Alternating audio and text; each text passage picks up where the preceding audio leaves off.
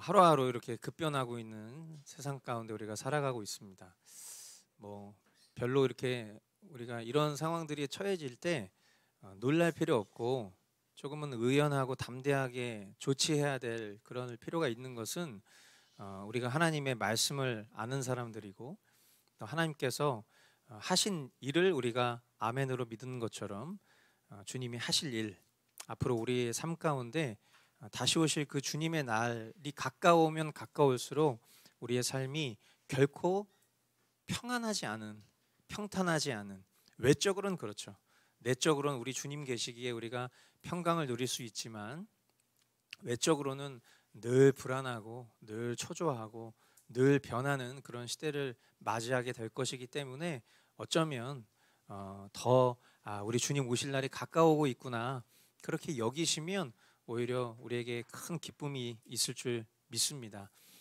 오늘 이 자리에서 우리가 함께 예배하고 또 가정에서 예배하는 우리 모든 성도분들이 더 우리 주님 오실 날을 소망하면서 기쁨으로 생명의 말씀 앞에 겸손히 나아가는 시간 될 수 있기를 주님의 이름으로 축원드립니다. 이사야서 강해 18번째 시간입니다.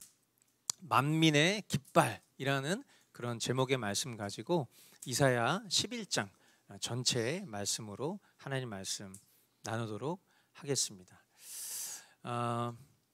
이사야서 이제 오늘 우리가 11장 보는데 이사야서는 66장까지 이루어진 제법 긴 성경이죠. 그래서 내용으로는 크게 8부분으로 나누어져 있어요. 그리고 구조적으로 봤을 때는 이제 세 부분으로 나누어져 있는데 어떻게 보면 내용적인 첫 번째 챕터 그리고 구조적인 첫 번째 챕터의 이제 그 한 부분이 이제 12장까지의 내용이라고 한다면 우리가 이제 거의 이 첫 번째 챕터를 이제 지나가게 될 것입니다. 그런데 이제 이 첫 번째 챕터의 내용을 한마디로 요약한다면 뭘까? 그것은 심판과 소망의 선포다라고 할 수 있다라는 거죠. 사실 이 심판이라는 단어와 소망이라는 단어가 함께 어우러지기가 굉장히 어색한 그런 표현이잖아요. 그죠?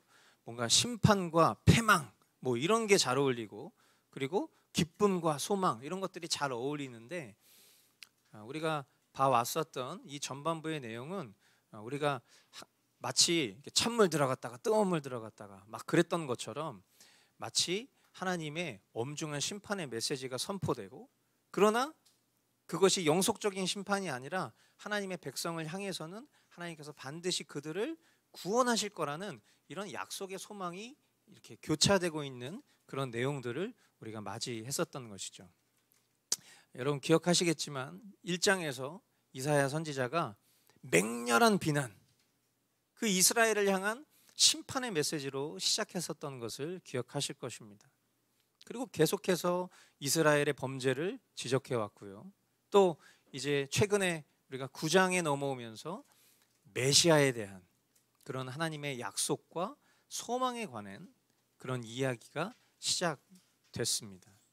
이제 오늘 11장은 이제 완전한 회복의 노래다 그렇게 보시면 되겠어요. 완전한 회복. 그래서 많은 성경학자들은 이 부분이 이제 어떤 역사적인 이스라엘의 회복에 대한 이야기이기도 하지만 종국적으로 우리가 살아가는 모든 인류의 그런 완전한 회복에 대한 노래이다 이렇게 바라보기도 합니다. 그런데 이제 우리가 주목해야 할 점은 이 회복이 이스라엘의 노력이나 열심, 더 나아가 우리 사람의 어떠함이 아니라 전적으로 하나님의 은혜에 따른 회복이 될 거라 이 점이죠. 그러니까 우리가 계속해서 지금 반복하고 강조하고 우리의 믿음의 일상 속에서 우리가 고백하는 것처럼 우리의 모든 것이 주님 주도적으로 이루어지고 있다라는 그 점, 회복 역시도 그렇다라는 것이죠. 그리고 이 완전한 회복은요 메시아께서 이 땅에 오실 때 그때 이루어질 것을 말씀하고 있는 것입니다. 그 메시아는 누구십니까? 바로 예수 그리스도시죠. 우리가 아는 것처럼 1차적으로는 이 메시아가 오셨죠. 그죠?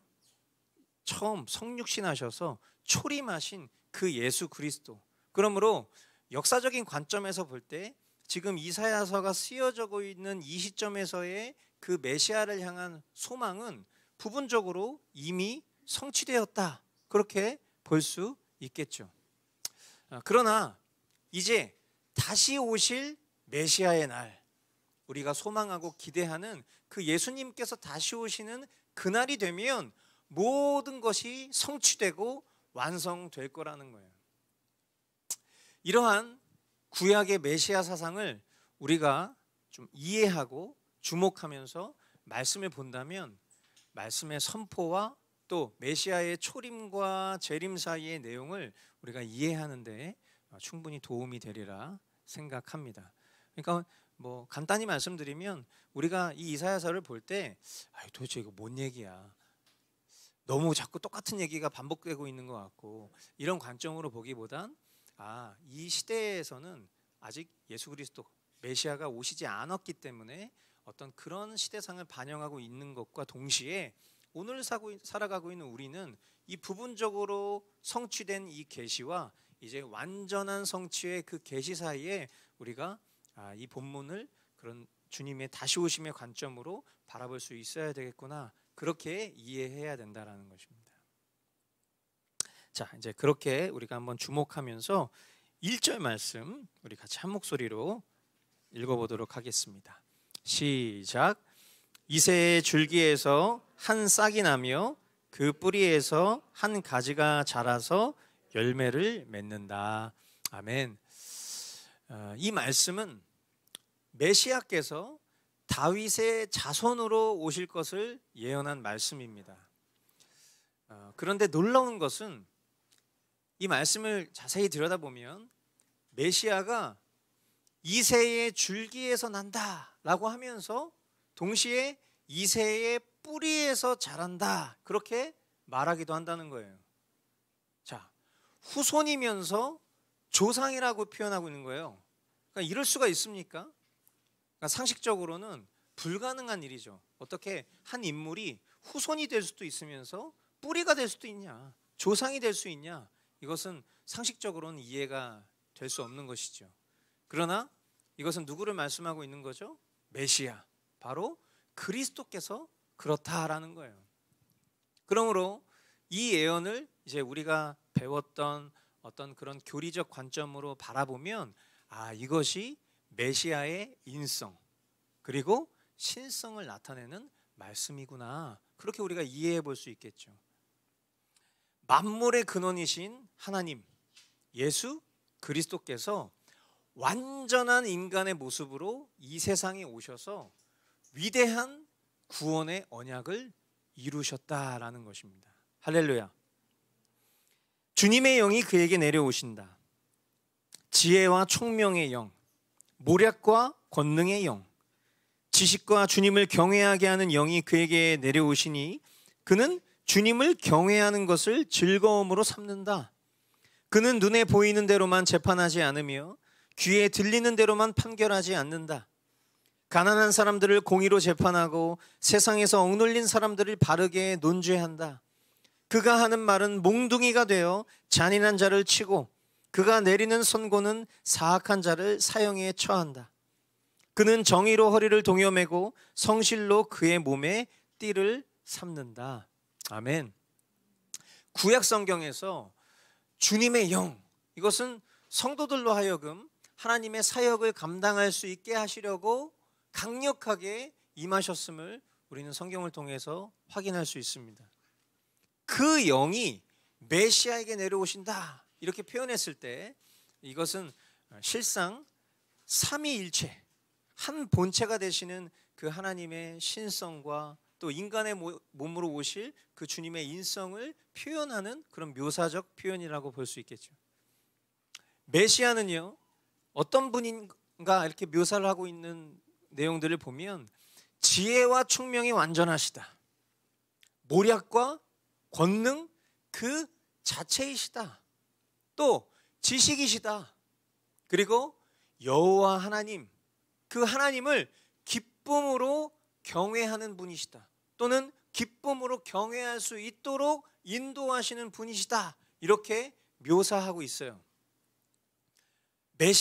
메시아라는 뜻이 뭐죠? 기름 부음 받은 자라는 뜻이잖아요. 그죠? 성령이 임하신 분, 이분이 메시아잖아요. 영속적인 그 성령과 결합되신 그분, 메시아의 신, 그 예수님은 이와 같이 신성의 충만함으로 말씀이 육신이 되셔서 이 세상의 불의와 죄악을 심판하실 것이다, 그렇게 말씀하고 있는 것입니다. 그러므로 예수님 앞에는 억울한 일이 없을 거예요. 그죠? 사람들은 부패하고 사람들은 연약하기 때문에, 또한 우리는 죄인이기 때문에, 우리가 살아가는 이 세상의 죄악이 관영한 그 상태로 우리가 살아가게 될 때에는 우리의 삶 속에는 늘 억울한 일 투성이에요. 그런데 이 완전하시고 공의의 전부가 되시는 그 예수님 앞에는 억울한 일이 없을 것입니다. 그리고 예수님의 백성된 자녀들은 이 세상에서 겪은 그 모든 불의와 고초에 대한 신원을 회복하게 될 것입니다. 아멘. 그러나 악한 자들은요, 예수님이 공의로 보응하시는 심판을 두려워해야 될 거예요. 그것은 성경이 기록하고 있는 바대로 그분이 그의 입의 몽둥이로, 말씀의 권세를 말하는 것이죠. 세상 끝날이 되면 주님께서 이 땅을 심판하실 때 주님의 심판의 방식은요, 말씀이에요. 말씀의 권능으로 심판하시는 거거든요. 그 입의 몽둥이로 세상을 치신다, 성경 그렇게 묘사하고 있고요. 그의 입술의 능력으로 악인들을 죽이실 것이다 선언하셨습니다. 그러므로 우리에게 있어서는 우리를 구원하시고 우리의 억눌린 그 신원을 회복하시는 그런 구원주이시지만, 악인들에게 예수님은 심판자이십니다. 주님의 백성된 저와 여러분들에게 예수님은 어떤 분이신가? 성경은 그 예수님이 평화 그 자체이시다라고 기록하고 있어요. 그리고 이사야는 메시아의 오심과 또 그의 사역의 결과로 이 땅 위에 평화의 나라가 이루어질 것을 예언하고요, 그리고 그 나라를 묘사합니다. 그것에 대한 묘사가 오늘 본문 6절부터 9절까지 말씀입니다. 우리 평화의 이 완성된 나라가 어떤 나라인지 한번 소망을 품고 6절부터 9절 우리 한 목소리로 한번 읽어보도록 하겠습니다. 그때는 시작.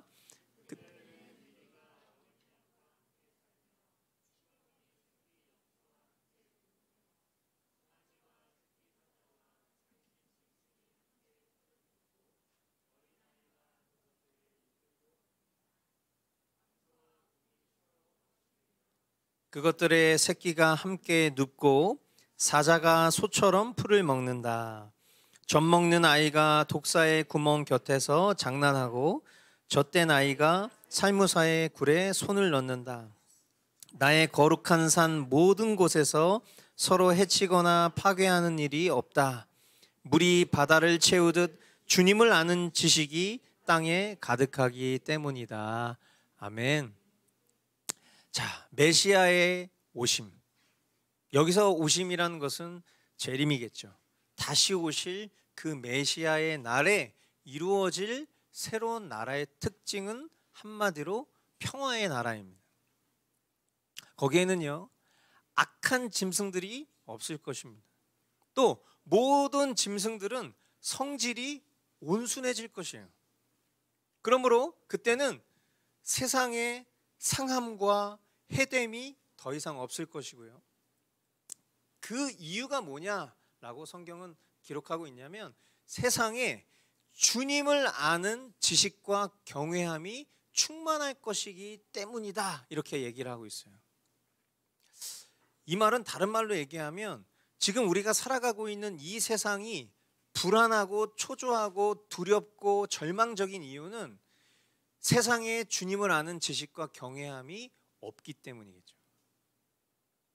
우리의 삶이 하나님께 속한 성도된 삶이라고 고백하지만 우리의 삶이 불안하고 초조한 이유는 우리가 하나님의 말씀으로부터 벗어나서 하나님을 경외하지 않고 살아가기 때문일 거라는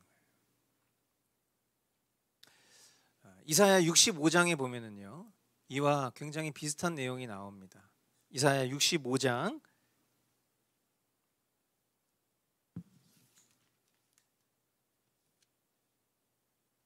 자, 여러분 그 성경에 보시면 65장 17절부터 25절까지 말씀해 보면 아마 여러분 가지신 성경에 뭐 조금씩 제목이 다를 수 있지만 거기 보면 새 창조 이렇게 기록이 되어 있을 거예요. 자, 그 내용을 제가 한번 읽어 드릴 테니까 한번 보십시오. 보아라, 내가 새 하늘과 새 땅을 창조할 것이니 이전 것들은 기억되거나 마음에 떠오르거나 하지 않을 것이다. 그러니 너희는 내가 창조하는 것을 기리기리 기뻐하고 즐거워하여라. 보아라, 내가 예루살렘을 기쁨이 가득 찬 도성으로 창조하고 그 주민을 행복을 누리는 백성으로 창조하겠다. 예루살렘은 나의 기쁨이 되고 거기에 사는 백성은 나의 즐거움이 될 것이니 그 안에서 다시는 울음소리와 울부짖는 소리가 들리지 않을 것이다. 거기에는 몇 날 살지 못하고 죽는 아이가 없을 것이며 수명을 다 채우지 못하는 노인도 없을 것이다. 100살에 죽는 사람을 젊은이라고 할 것이며 100살을 채우지 못하는 사람을 저주받은 자로 여길 것이다. 집을 지은 사람들이 자기가 지은 집에 들어가 살 것이며 포도나무를 심은 사람들이 자기가 기른 나무의 열매를 먹을 것이다.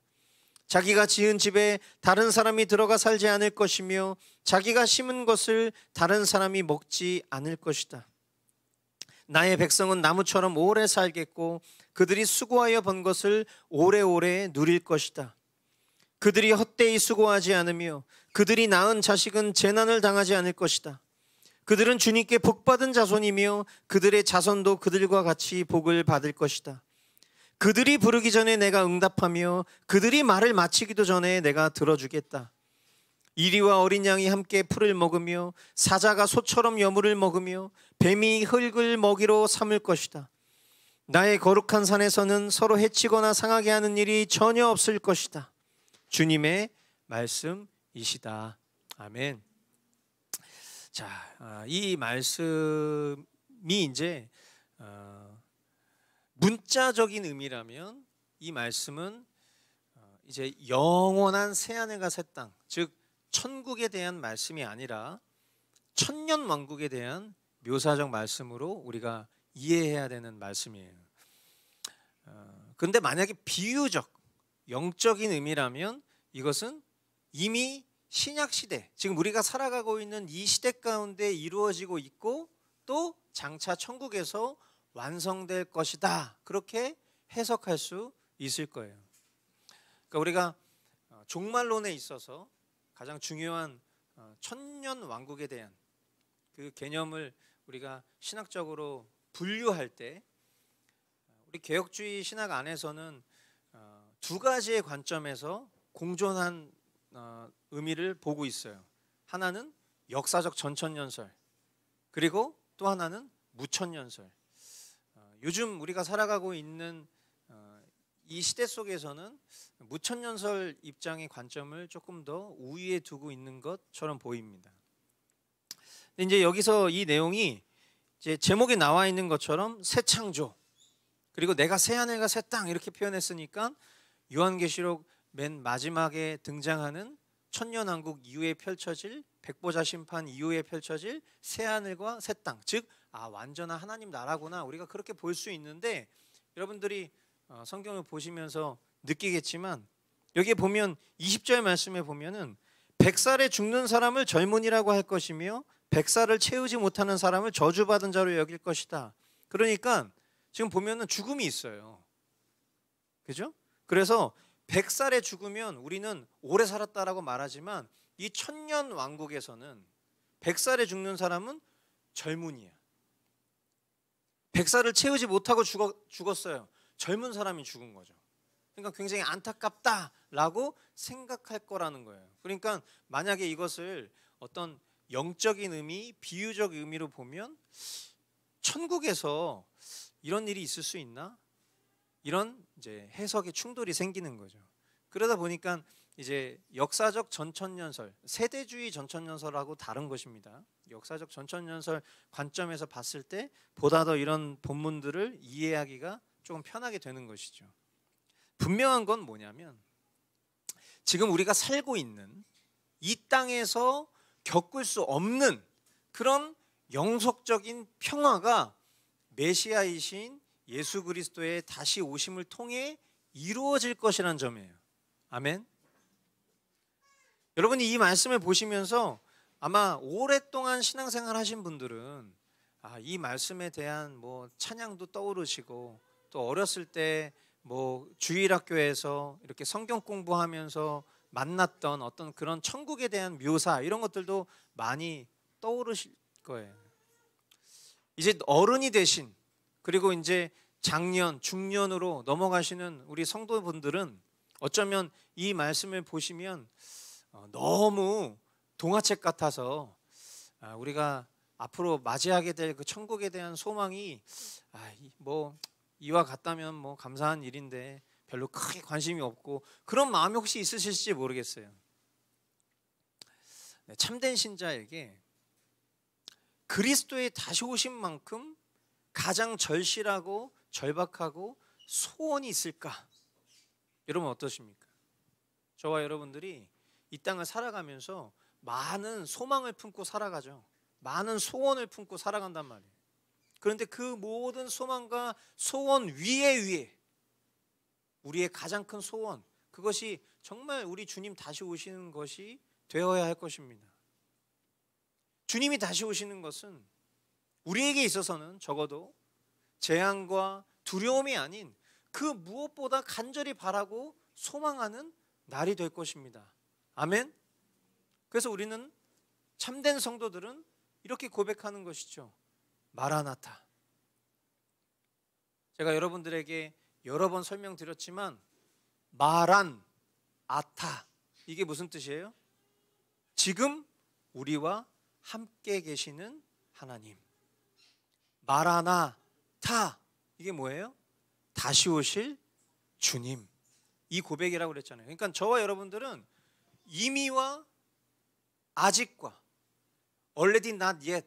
그래서 완성될 그 하나님 나라를 향해서 지금 우리 주님과 동행하며 살아가고 있는 사람들이잖아요. 아멘. 그러므로 우리에게 있어서 그 어떤 것보다 가장 큰 소망은 마란아타, 마라나타가 되어야 하는 것입니다. 아멘. 자, 우리 옆에 있는 지체들 바라보면서 이 두 가지 표현을 우리가 함께 인사로 선포했으면 좋겠어요. 마란아타 먼저 이렇게 인사해 보겠습니다. 마란아타. 예. 그리고 두 번째 마라나타. 네. 이미 우리와 함께 하신 그 주님, 다시 오실 그 주님을 소망하는 것입니다. 아멘. 자, 다시 우리 본문으로 돌아가서 10절로 12절. 그날이 오면 이새의 뿌리에서 한 싹이 나서 만민의 깃발로 세워질 것이며 민족들이 그를 찾아 모여들어서 그가 있는 곳이 영광스럽게 될 것이다. 그날이 오면 주님께서 다시 손을 펴시어서 그의 남은 백성들 곧 아시리아와 하 이집트와 상 이집트와 에디오피아와 엘람과 바빌로니아와 하맛과 바다 섬들에서 남은 사람들을 자기의 소유로 삼으실 것이다. 주님께서 문 나라가 볼 수 있도록 깃발을 세우시고 쫓겨난 이스라엘 사람들이 그 깃발을 보고 찾아오게 하시며 흩어진 유다 사람들이 땅의 사방에서 그 깃발을 찾아오도록 하실 것이다. 아멘. 자, 이사야가 지금 두 번 강조하고 있죠. 그날이 오면, 그날이 언제라고요? 메시아의 날, 최후 심판의 날, 영속적인 평화의 그날, 그 날이 오면 세상 모든 민족이 비로소 예수님을 진정한 메시아로 인정하게 될 것이라는 거예요. 아멘. 그리고 인류 역사 가운데 하나님을 경외하지 않는 나라들, 하나님을 대적했던 나라들, 하나님의 그 약속의 말씀과 그 실체이신 그리스도를 믿지 않았던 열방의 나라들이 많잖아요.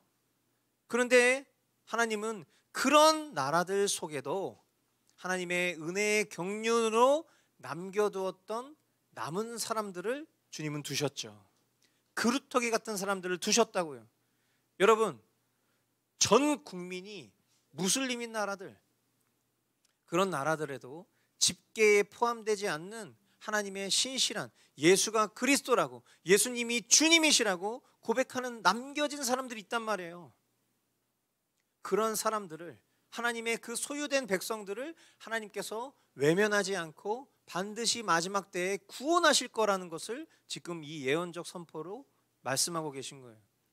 그리고 그런 이방인들의 구원, 저와 여러분도 이스라엘의 입장에서 보면 이방인이잖아요. 그죠? 저와 여러분들이 구원받은 것을 지금 이스라엘 사람들은 우리를 바라볼 때 아무 감흥이 없어요. 왜냐하면 이스라엘 사람들은 대체적으로 거의 대부분 메시아닉 주라는 그런 사람들을 제외하고는 모든 사람들이 예수님을 메시아로 인정하고 있지 않기 때문에, 그러니까 우리를 전혀 부러워할 일이 없죠. 그죠? 그냥 자기 민족 가운데 부끄러운 수치 같은 예수라는 인물을 메시아로 여기고 있는 한국 사람? 정신 나간 인간들 아니야? 우리나라 사람들 관점에서 보면 아니 그 외국 신을 왜 믿어? 그런 거잖아요. 그런데 성경의 예언은 놀랍습니다. 이런 이방인들, 하나님의 소유된 백성들의 구원을 바라보면서 성경은 지금 그것을 뭐라고 표현하고 있어요? 마치 문나라가 볼 수 있도록 깃발을 세우시고, 문나라가 볼 수 있도록, 이게 뭐예요? 이스라엘이 볼 수 있도록, 하나님이 택하신 선민인 그들이 볼 수 있도록 먼저는 이방인들을 구원하시겠다. 이방인들의 구원의 그 역사적인 사건을 바라보면서 완악하고 교만한, 스스로 선민이라 여기며 메시아를 알아보지 못했던 이스라엘 백성들이 주님께로 돌아오는 놀라운 역사가 일어날 거라는 거예요. 언제요? 그날이 오면, 그 마지막 심판의 날이 오면 그런 놀라운 역사가 있을 거라는 거예요. 이게 바로 이스라엘의 회복이에요. 그러니까 지금 뭐 백투 예루살렘 이런 운동하시는 분들이 이스라엘 회복에 초점 맞춰서 뭔가 그 이스라엘의 선민의 어떤 그런 우월성을 본인도 탑재하기를 원하고 그들처럼 되길 원하고, 그래서 하나님의 이 선민 안에 본인들이 포함되어서 뭔가 그 특권을 누리고 싶어하는 그런 관점으로 이스라엘이 회복되는 게 아니라요, 어떤 그런 무브먼트, 운동으로 이런 회복이 일어나는 것이 아니라 우리가 계속 주목해서 보고 있지만 하나님 주도적으로, 하나님이 지금 이 말씀을 통해서 계시하고 있는 바대로 하나님만 아시는 이방인들의 구원의 숫자가 다 찬 후에 예수님이 오시죠. 그리고 이 이방인들이, 이방 나라에 숨겨진 남은 사람들이 공중에서 그 예수 그리스도를 만나는 그 놀라운 재림의 사건들을 이 땅에서 목격하고 있는 이스라엘이 그때 가서 깨닫는 거예요. 아, 우리가 예수님을 그동안 몰라봤구나. 우리가 절대적으로 섬기는 우리 하나님이신 예수님인 거를 몰라봤구나 하면서 그 땅에서 통곡하면서 전 민족적인 회개가 일어나는 것이 하나님의 플랜이에요. 자, 이것이 로마서 11장 25절로 26절 말씀에 나타나 있는 내용인 것이죠. 우리 로마서 말씀 한번 보도록 하겠습니다. 자, 로마서 11장 25절부터 말씀을 보면요, 먼저 여러분이 가지고 계신 성경에 보면 11장 25절에 뭐라고 써 있죠? 그 제목이, 소제목이 이스라엘의 회복 이렇게 써 있죠. 자, 그리고 11절에 가면 이방 사람의 구원 이렇게 써 있어요. 그러니까 하나님께서 구원하시는 예수 그리스도의 재림 직전에 하나님의 로드맵은 이렇게 설정이 되어 있는 거예요. 하나님께서 예비하신 그 이방 사람의 수가 다 차면, 그렇게 이방 사람들의 구원이 끝나면 그때 하나님의 주도적 섭리로 이스라엘을 회복시켜 주시는 거예요. 자, 25절 26절 두 절만 읽어보겠습니다. 형제자매 여러분, 나는 여러분이 이 신비한 비밀을 알기를 바랍니다. 잠깐만요. 여기 보면 신비한 비밀 이렇게 표현하고 있죠. 그러니까 이것은 감춰진 거예요. 알고 싶지 않은 사람들은 모르는 얘기라는 거죠. 이스라엘의 회복에 초점 맞춰서 매 이스라엘의 절기 때마다 막 이스라엘에 가서 그 절기를 지키려고 하는 사람들은요, 이걸 비밀이라고 생각하지 않고 자기네들만 아는 신비한 걸로 생각해요. 그런데 성경이 말하는 것과 정반대의 결을 따라 살아가고 있죠. 백투 예루살렘 운동하시는 분들 말이에요. 그런데 지금 이 말씀은 성경에 기록되어 있는 바대로 신비한 비밀을 알려주고 계세요. 이 말씀을 통해서. 자, 계속 이어서 보겠습니다. 그것은 비밀을 알려주시는 거죠.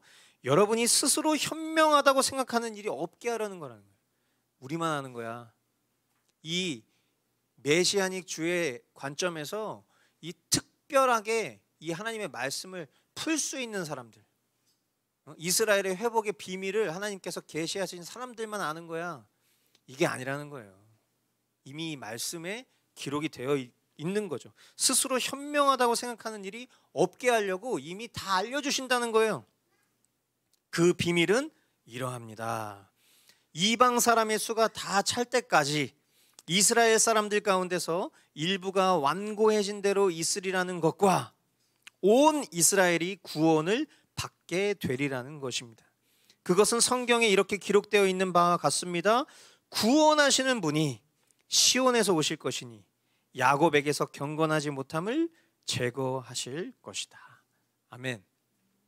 여러분, 이 말씀만 봐도 충분히 마지막 때에 하나님께서 이스라엘을, 지금 우리가 살아가고 있는 이 시대에 살아가고 있는 이스라엘 백성들 말하는 거예요.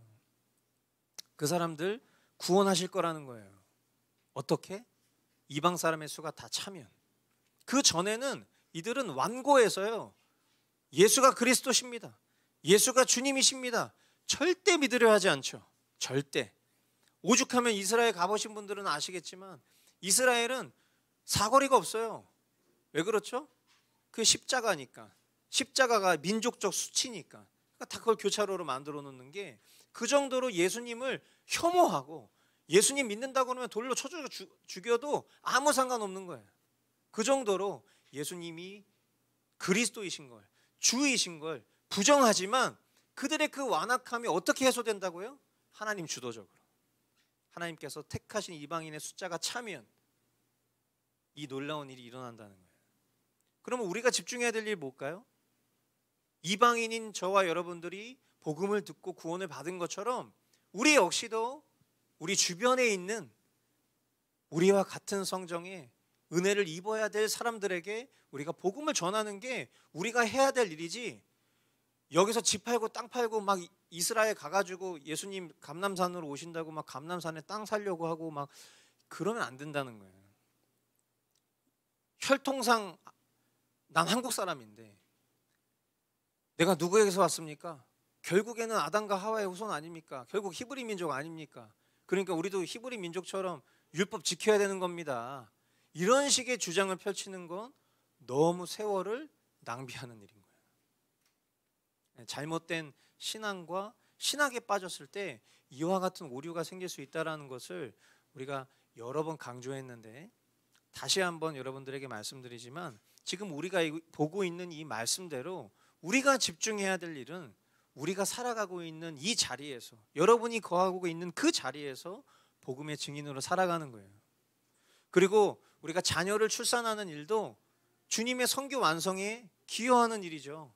하나님께서 택하신 자의 숫자가 차야 주님 오시는데, 우리가 믿음의 부모로서 믿음의 자녀들을 출생하는 일만큼 주님 오실 일을 앞당기는 그런 일이 뭐가 있겠냐고. 일평생 우리가 한 명 전도하는 일도 힘든데 말이에요. 주님이 출산의 복을 주실 줄 믿습니다. 마지막 13절로 16절 말씀. 그때에는, 지금 이 그 놀라운 구원의 날을 이야기하고 있는 거예요.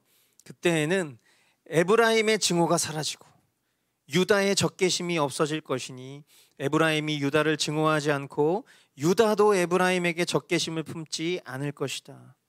그들이 서쪽으로는 블레셋을 공격하고 함께 동쪽 백성을 약탈하며 에돔과 모압을 장악할 것이다.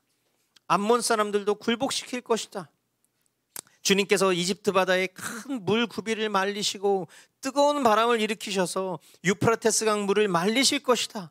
주님께서 그것을 쳐서 7개월을 만드실 것이니 누구나 신을 신고 건널 수 있을 것이다. 주님께서 남은 백성 곧 아시리아의 남은 자들이 돌아오도록 큰 길을 내실 것이니 이스라엘이 이집트 땅에서 올라오던 날과 같게 하실 것이다. 자, 이것은 마치 이 민족적으로 겪었던 일들, 그 일들을 통해서 구원의 날이 어떤 식으로 임하게 될지에 대한 설명이죠. 구약시대의 형태들을 보면 북이스라엘과 남유다, 즉 이것을 구약의 교회라고 한다면 이 구약 교회가 서로 질투하고요, 전쟁이 끊이지 않았던 그런 역사를 갖고 있었잖아요. 그리고 그들은 민족적으로 또 나누어져서 하나님 앞에 그들 나름대로의 방식으로 또 범죄하고요, 스스로를 신뢰하고요, 그런 그들을 하나님께서는 오래 참으셔서 어떻게 해서든지 그들을 제자리에 돌려놓으시고자 이방 나라들을 회초리 삼으셔서 징계하신 것이 우리가 보고 있는 구약의 역사 아니겠어요? 그런데 이 메시아 시대에는요, 어떤 일이 일어난다? 결국에는 참된 교회로 연합된다. 서로 사랑하게 될 거라는 거예요. 그것은 예수님께서 명령하신 새로운 계명의 내용과도 일치하는 것이고요, 요한복음 17장에 기록된 주님의 마지막 기도의 내용과도 같은 것이죠. 자, 요한복음 17장 11절 우리 같이 한 목소리 한번 읽어보겠습니다. 시작. 나는 이제 더 이상 세상에 있지 않으나 그들은 세상에 있습니다. 나는 아버지께로 갑니다. 거룩하신 아버지, 아버지께서 내게 주신 아버지의 이름으로 그들을 지켜주셔서 우리가 하나인 것 같이 그들도 하나가 되게 하여 주십시오. 아멘. 사랑하는 성도 여러분, 저와 여러분들은 하나님의 약속을 믿는 사람들 맞죠? 예, 우리가 하나님의 약속을 믿습니다. 오늘 우리에게 약속하신 이 메시아 언약, 이것은 이 땅에 대속주로 오신 그리스도의 초림을 지나서요, 죄악이 관영하여 하나님의 심판 앞에 놓여진 현재를 통과하고 있고요, 그리고 이제 온 세상의 심판주로, 그러나 택하신 백성들에게는 구원주로 다시 오실 그리스도를 기다리는 지점을 지나고 있습니다. 온 열방과 또 이스라엘의 남은 자들이 모두 메시아께 모여서 그분을 인정하는 것이 하나님의 뜻입니다. 아멘. 그러므로 저와 여러분이 이 뜻을 알고 이 약속의 말씀을 듣고 알고 깨달았다면 우리에게 주어진 결론은 우리에게 맡기신 사명을 부지런히 감당하는 것이 결론이 돼야 될 거예요. 우리에게 맡긴 사명이 뭘까요? 그건 역시도 우리가 우리의 소견으로 각자 설정할 필요가 없어요. 왜냐하면 부활하신 예수님께서 제자들에게 그 사명을 주셨고 그 사명을 듣는 이들이 또 다른 이들에게 그 사명을 전하게 하셨기 때문이죠. 먼저는 이 북이스라엘과 남유다가 하나 되는 것처럼 오늘날 우리가 살아가고 있는 이 신약교회의 연합이 주님의 이 모든 사명의 선제 조건이라면 저와 여러분들이 붙잡아야 될 첫 번째 약속의 말씀은 요한일서 3장 16절이라고 생각해요. 요한일서 3장 16절 우리 큰 소리로 한 목소리로 읽어보도록 하겠습니다. 시작. 그리스도께서 우리를 위하여 자기 목숨을 버리셨습니다. 이것으로 우리가 사랑을 알게 되었습니다. 그러므로 우리도 형제 자매를 위하여 목숨을 버리는 것이 마땅합니다. 아멘. 아멘. 여러분, 저와 여러분들은 먼저는 사랑이 식어질 수밖에 없는 마지막 때에 끝까지 사랑하는 이 하나님의 약속을 지켜야 할 줄 믿습니다. 아멘. 무엇보다도 결국 끝자락에 남아야 될 것은 지체를 사랑하고 주님을 사랑하는 거예요. 주님을 사랑한다 말하면서 우리가 서로 형제 자매를 사랑하지 못한다면 그것은 거짓말쟁이라고 성경은 얘기하고 있잖아요. 그러므로 우리 안에 우리가 속한 주님의 공동체를 사랑하는 그 사랑이 먼저 회복돼야 될 줄 믿어요. 자, 그 사랑이 우리 가운데 회복될 때 주님이 우리에게 약속하신 그 약속의 말씀, 마태복음 24장 14절 말씀이죠. 우리 한 목소리 읽어보겠습니다. 시작.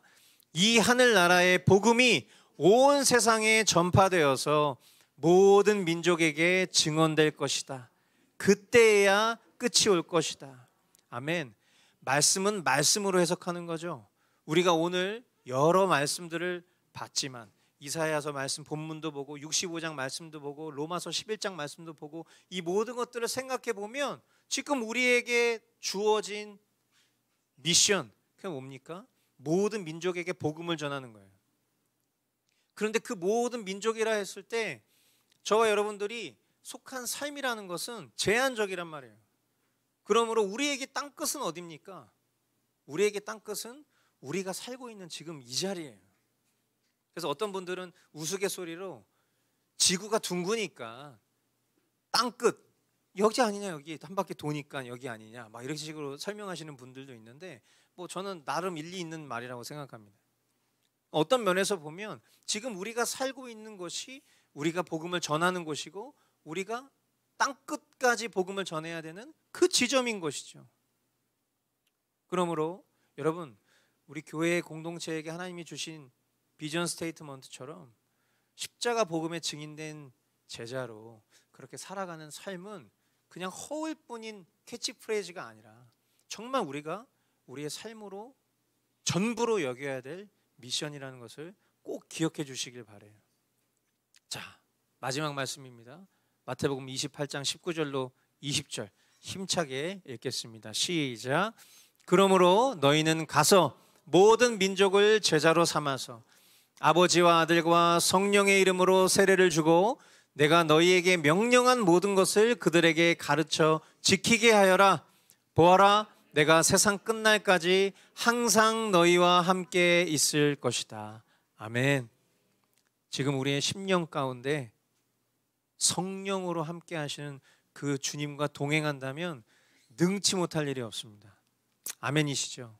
네, 여러분 오늘 만민의 깃발이 되시겠다. 그 주님을 바라보고 그 표대를 향해 나아가는 저와 여러분들이 누군가에게는 깃발이 될 수 있다는 걸 꼭 기억하시기 바랍니다. 그렇게 우리에게 주어진 삶의 자리에서 여러분들 가정에서 아이를 키우고 돌보는 어머니 입장에서는 내가 무슨 깃발이야 이렇게 생각하실 수 있어요. 그런데 그렇지 않아요. 결국 그 엄마를 바라보고 자라는 이 아이가 성숙하면 성숙할수록 그때 깨닫게 되실 거예요. 아, 하나님께서 나에게 허락하신 지금 이 시간, 지금 이 자리가 나에게 복음을 전하게 하시고 복음을 듣게 하시고 살게 하시는 그 순간이구나. 반드시 주님은 그 열매를 보게 하실 것입니다. 일터에서 무기력하고 무능력하게 때로는 목적과 다르게 그냥 돈 벌기 위해서 꾸역꾸역 살아야 되는 그 삶이 내가 왜 이렇게 살아야 되지? 그런 절망이 있으실 수 있을 거예요. 그러나 여러분, 주님은 그런 여러분을 복음의 깃발로 삼아 주실 줄 믿습니다. 아멘. 이것은 어떤 허황된 멘트가 아니에요. 반드시 주님은 그 일을 주님의 열심으로 이루실 것이라 우리에게 약속하셨기 때문입니다. 우리 다음 세대들도 잘 들으세요. 다음 세대들 정말 저는 여러분들이 앞으로 놀라운 하나님의 일꾼으로 쓰임받게 될 거라고 저는 확신합니다. 아멘. 우리 어린 친구들 뿐만 아니라 이제 내년이면 성인이 되는 우리 성찬이, 그리고 이제 1월 중순에 사관학교로 들어가게 될 성민이, 우리 귀한 친구들, 주님께서 사람의 수가 많고 적음이 중요한 것이 아니라 이 한 영혼을 통해서 주님이 놀랍게 행하실 일들 정말 기대됩니다. 아멘이시죠? 예. 그래서 우리 이 공동체가 당장 우리 눈앞에 펼쳐져 있는 어떤 태스크에 집중하는 것이 아니라 주님의 영광에 초점을 맞추고 그렇게 우리에게 주어진 자리에서 신실하게 한 걸음 한 걸음 나아가는 일에 서로 응원하고 밀어주고 기도하며 그 모든 일의 근거가 우리 공동체에게 주신 하나님의 말씀 될 수 있기를 주님의 이름으로 축원드립니다. 아멘. 기도하겠습니다.